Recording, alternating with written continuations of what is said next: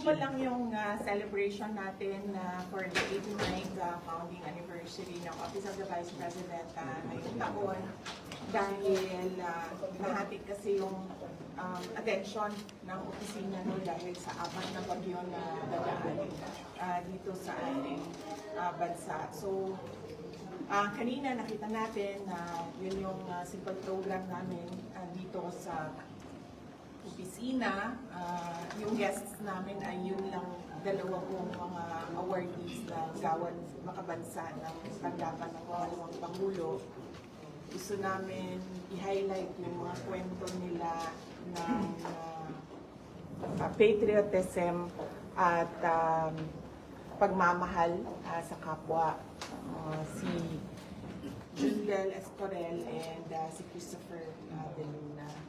Sila yung mga special guests namin sa annual anniversary.